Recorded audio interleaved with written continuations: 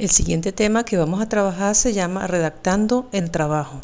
Está relacionado con lo que es la escritura de párrafos y cómo deben ser estructurados estos y la longitud. La redacción de un trabajo es de mucha importancia. Se puede tener un excelente trabajo desde el punto de vista metodológico, pero si su redacción es deficiente, el trabajo automáticamente pierde valor. En la investigación es importante tanto que la redacción sea buena como que la metodología sea la adecuada.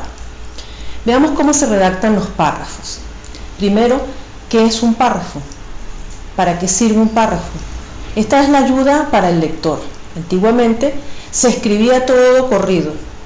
De hecho, en la época de los romanos, las personas leían en voz alta porque no sabían leer de forma callada o mental, no tenían esa capacidad, no la habían desarrollado aún. Entonces después se fueron redactando, la información se iba redactando ahora en párrafos. ¿Por qué? Porque eso hace la lectura mucho más fácil. La secuencia de los párrafos también determina una línea de pensamiento o ideas fáciles de seguir. De un párrafo al otro, una idea grande se va dividiendo en párrafos pequeños y uno puede seguir entonces la línea de ideas con ideas pequeñas en cada uno de los párrafos. Por supuesto, si hay una línea de ideas, las oraciones deben tener relación. Las oraciones dentro del mismo párrafo tienen que estar relacionadas con la misma idea que se está exponiendo dentro de ese párrafo. Varias ideas en un párrafo, por lo tanto, confunden al lector porque parece que el párrafo no va en ninguna dirección, mientras que una idea que se discuta dentro de ese párrafo sabe uno que lleva hacia una dirección. El párrafo debe estar centrado, por supuesto, entonces en una sola idea, no en muchas ideas. Y también es importante eliminar la información superflua para hacer que el párrafo sea mucho más fuerte. ¿Qué es una información superflua? A veces repetimos una, dos o tres veces la misma información que dijimos en una oración. Entonces decimos una oración y parece que la traducimos de otra manera diciendo lo mismo. Entonces a la final el lector siente que no entiende por qué se dice tres veces la misma cosa pero de forma diferente. Eso también genera mucha confusión. Entonces, información superflua suele confundir también al lector. Veamos aquí la estructura de un párrafo. Debe tener mínimo 3 oraciones. Ya vamos a ver por qué no puede tener mínimo las 3 oraciones. O sea, por qué no puede tener 2 oraciones o por qué no puede tener una, la veremos.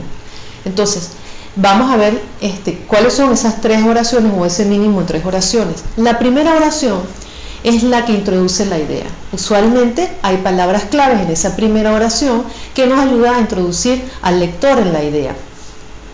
La siguiente oración, o sea, la segunda oración o las otras oraciones que puedan seguir a esta oración son las que discuten la idea. Entonces, se puede discutir en una oración o se pueden utilizar más de una oración. Es importante discutir esa idea porque el párrafo ha introducido una idea que se espera que se discuta o se explique. Y la última oración es la que cierra la idea. Y muchas personas se quedan con solo esto, que solo cierra la idea. Pero resulta que no solo cierra la idea, es importante que también introduzca la idea del siguiente párrafo. ¿Cómo lo hace? Veamos aquí. Aquí tenemos un párrafo donde podemos ver que se han resaltado las palabras claves. Entonces tenemos palabras claves como el tiempo, tiempo vivido, tiempo percibido, aprendizaje y la historia.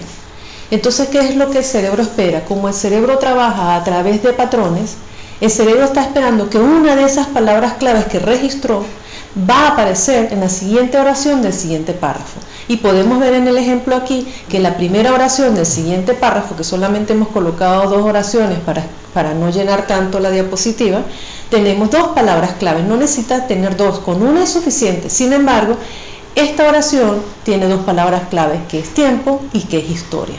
Esas palabras claves. Si no tiene eso, lo que pasa es lo que llamamos que hay un salto de idea. Estamos pasando de una idea a otra idea totalmente diferente. Hablemos ahora sobre la longitud del párrafo. ¿Cuándo se debe pasar a un párrafo nuevo? Cuando se trabaja con un concepto nuevo. Entonces hay que generar un párrafo nuevo. Cuando se pasa a un paso nuevo del argumento que estamos haciendo, entonces también pasamos a un nuevo párrafo. Cuando terminamos la introducción de alguna información o cuando es el principio de una conclusión, pasamos a un párrafo nuevo. cuando hay un cambio de definición o de concepto, o sea, cuando estamos cambiando de un concepto principal y llevándolo a un concepto menor. Por ejemplo, el tiempo de historia podemos pasar a lo que es el tiempo relativo, por decir algo. Una pausa lógica que uno considere que hay que darle al lector para que tenga un respiro. Ahí entonces es necesario pasar a un nuevo párrafo. Los académicos necesitan espacio para desarrollar un argumento a fondo. Como regla general, un lector evade leer párrafos que son de una página completa, incluso si es de 3/4 de página.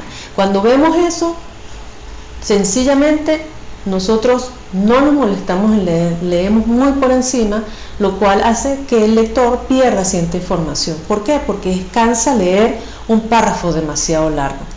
Sin embargo, párrafos cortos, como por ejemplo de 1 a 2 oraciones, entonces denotan un texto que carece de peso en sus ideas y no tiene suficiente desarrollo. ¿Por qué? Porque si una sola oración, la primera oración del párrafo lo que hace es introducir la idea, entonces se queda solo en introducir. Si utilizamos un párrafo para hacer, una oración para hacer un párrafo.